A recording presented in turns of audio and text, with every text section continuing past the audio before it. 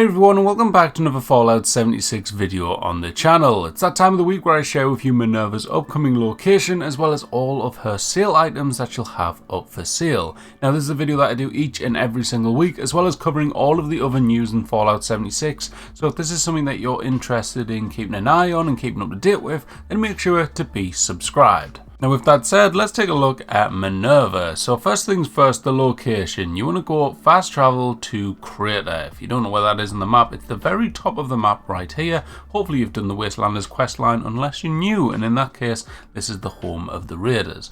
Basically when you come here, you will spawn roughly where I'm standing right now. If you step back a little bit, turn to your left, come through here where this guy is with a nice wife beater vest on, and then go to the right hand side here. This flat piece of land is where Minerva will spawn. Alright, so come here as of the 10th, which is Monday the 10th of November, up until Wednesday the 12th of November even, as the daily reset time, which you can find out by opening up your menu, going down to your challenges, and when these update, you can then find her as she will appear on the Monday reset time, disappear on the Wednesday reset time. Now in terms of what she'll have up for sale this time round, the first item is going to be the Floater Flamer Grenade, and you can pick this up for 113 gold bullion. I sadly don't have any Flamer Puss sacks to craft one of these. I might have one on me, I'm not sure, to kind of show it off. It's kind of like a napalmy kind of grenade. I've got the Nashes and I've got the Freezers. I'm going to use one of these. It's a terrible kind of swap out, but basically imagine this, but fire, okay? And this is basically what it looks like, okay? There you go. That pathetic little ice blast, that would be fire, okay? And that's that. Now the next item up for sale would be the Medical Malpractice. Now this is, as you can see, a legendary variation. So it is a weapon where you craft it and straight away it is a legendary, meaning you can craft these for fun and then just keep scrapping them if you want one of the legendary attributes at the top. So as you can see, you've got attacks will heal friendly targets, you've got the vampire effect there, you've got the plus 50% chance to hit a target in VATS, and minus 35% action point cost in terms of when you're using VATS and shooting it. Alright, in terms of the weapon itself, it's probably not too bad. Pistol builds are alright nowadays. Like, they actually have kind of improved a lot with all the recent changes to perks and stuff. But I've never actually used the weapon myself that much, to be honest with you. So yeah, give it a go. If you haven't already, or if you have used it already, let me know what you think about it down in the comments. I just one-shot something without sneaking, so I guess it's not too bad. So yeah, let me know what you think about this weapon in the comments.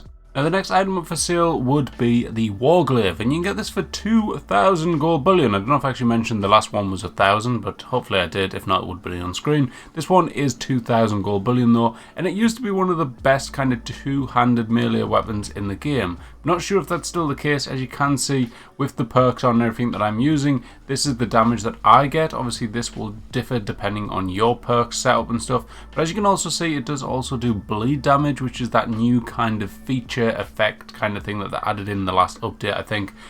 So if you want to give that a go, let me know. If you already use it, share your experience in the comments for anyone that's thinking and debating of using it. So yeah, that'd be kind of helpful to them guys. But yeah, thank you. Now in terms of camp items, the first one is the Enclave Medallion, and I've had to go to this really awkward spot just to kind of show it off. This would be 750 gold bullion, and literally, like, it's too big for my camp. I went inside of here and it just, like, it just doesn't place down. It's just bouncing around everywhere. It doesn't work, so we have to look at it down there. It's kind of basically a rug. That's where you'll find it. If you look through your camp build menu, go to rugs, it'll be right there, and that's if you want a kind of Enclave themed camp, I guess. Now the next item on the list is the Water Well, and this one's going to be 563 gold bullion. It has to be placed down in dirt, as you can see, so once you place it down, it looks somewhat like that. You can go up to it, you can either drink or you can collect water, and it has the same kind of, what's it called again, animation every time that you do it. So that's the animation that it does,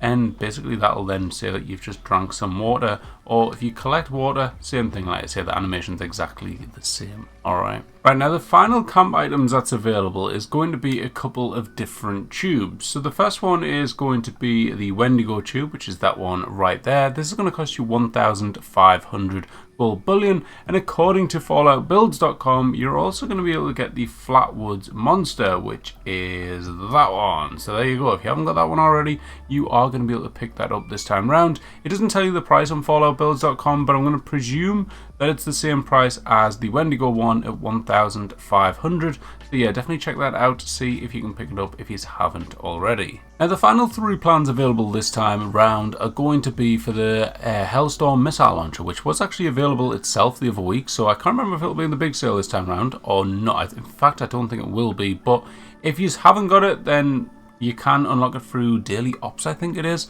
But if you do have it and you want to kind of modify it, get some better kind of mods, or just buy them for ready when you do have the weapon itself, you can this time around you can get the cryo, the napalm, and also the plasma payloads. These are all 150 each, and they do kind of change the look of the weapon, as you can see. So when you go to plasma payload, it gives you that kind of green lines underneath. Go to napalm, as you can see, it changes the kind of color of the barrel to like a red kind of theme on there.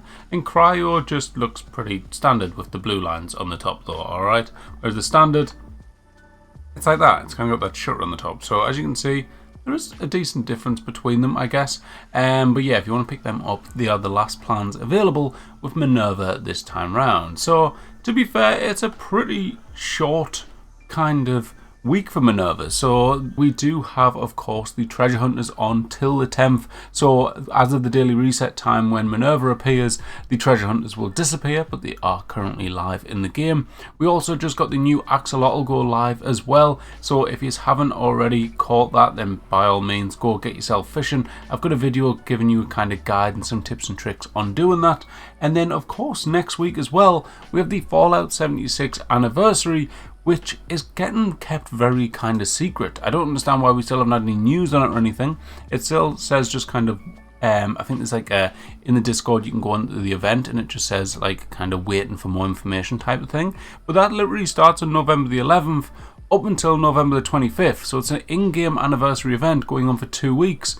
And they haven't said what it's going to be, so a bit of a strange one. We just had a mini season with the Night of the Morgue season that come in, so it's not going to be linked with that, obviously. Like, I wouldn't have thought we'd get another one. We might get something like, I think it was it April Fools, where on the hour of every hour, we got a random seasonal event. I think that would be really cool. Technically, this month in November, we don't have any, like, on. We've obviously got the Treasure Hunters, which is on for 4 days, but we don't have any kind of major event like Fashna or the big Graham's Cook-Off, whatever. Sorry, my head's all over at the minute, guys. Got a lot going on, but yeah, it's just weird. It's not happening kind of thing. Like, there's nothing there. So that's what I would take a guess at. I would say that there must be something like that going on, but literally at this point, it's like the world of the unknown, and we'll just have to see what happens, alright? But for now, guys, that is it for this video. I hope you did enjoy. If you did, hit the like button, make sure to subscribe, and I'll catch you in the next one. Thank you, and bye-bye.